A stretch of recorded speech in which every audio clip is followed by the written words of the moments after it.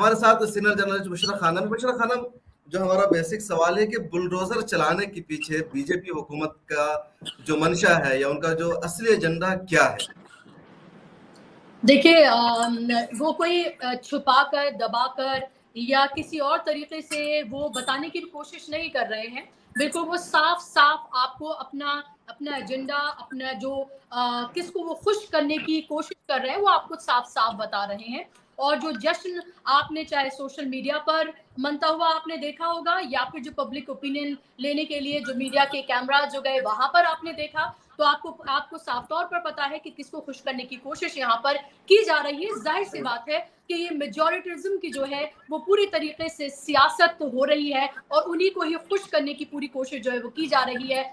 और ये बताया जा रहा है कि जिसकी वजह से आपने हमें वोट दिया, आपने देखा होगा कि उत्तर प्रदेश इलेक्शन के दौरान चाहे मिनिएचर जो है बुलडोजर चाहे वो बनाए गए हो या फिर जब हेलीकॉप्टर से ऊपर जा रहे थे योगी आदित्यनाथ और वो जब बुलडोजर की वो बात कर रहे थे, वो भी आपने सीन देखे थे और रैलियों में बुलडोजर रखे हुए भी आपने देखे थे। मैंने खुद उत्तर प्रदेश इलेक्शन जो है वो कवर किया।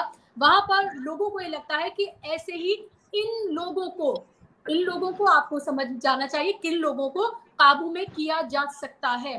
तो पूरे तरीके से एक साफ मैसेज जो है वो देने की कोशिश है, पूरे तरीके से ये बताने की कोशिश है कि आप अपनी आवाज को जो है वो पूरी तरीके से आप खामोश कर लीजिए और टारगेट करके उन्हीं लोगों को टारगेट किया जा रहा है जो सीए एनआरसी के दौरान जो है जो लोग एक्टिव थे, उन आवाजों को दबाने की कोशिश जो है पूरी तरीके से की जा रही है। सीए एनआरसी के दौरान भी आपने देखा था क्या कुछ हुआ था, किस तरह से जुल्म किए गए थे और अब फिर से वही करने की कोशिश की जा रही है। देखिए शम्स, हमें ये भी देखना होगा कि जो हिंसा हुई उसकी मजम्मत भी हमें करनी होगी और ये भी देखना होगा कि आखिर इसके पीछे कौन था, आखिर इतनी भीड़ किसके पीछे इकट्ठा हुई और जब वो लोग शांतिपूर्ण तरीके से जब उन्होंने अपना प्रदर्शन शुरू किया तो कौन थे वो लोग जिन्होंने पत्थरबाजी शुरू की। क्या इसमें भी किसी तरह की कोई साजिश है?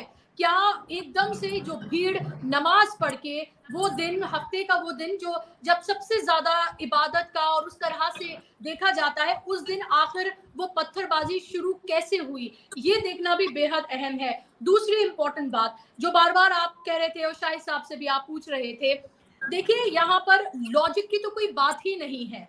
आप अगर लॉजिक लगाएंगे तो आपको सारी चीजें सर से लेकर पैर तक आपको बेमाने बेमतलब आपको नजर आएंगी। आप ये देखिए कि एक शख्स को मास्टरमाइंड बना दिया जाता है।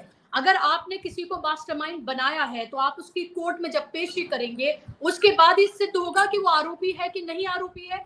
उससे पहले ही आप उसका घर जो है वो बुलडोज कर देंगे। आप खुद ही उसको मुजरिम बना रहे हैं, खुद ही आप उसको सजा तय कर रहे हैं, यानी कि पुलिस और सरकारें आप ये बताएंगी कि कौन मुजरिम है और किसको क्या सजा देनी है। तो अदालतों को बंद कर देना चाहिए, फिर अदालतों की जरूरत ही नहीं है अगर सब कुछ सरकारों को और पुलिस को ही करना है तो। और ऐसे में कोर्ट को सुओ मोटो बहुत सारे केसेस में लिया है, तो क्या इस केस में जिसका आशियाना, जिसने अपने पूरी मेहनत से 20 साल जिस मकान में वो रहे, वो ख्वाबों का जो आशियाना था उसको कैसे रेजा रेजा कर दिया गया, किस तरह से उसे धूल में धुएं में उड़ा दिया गया।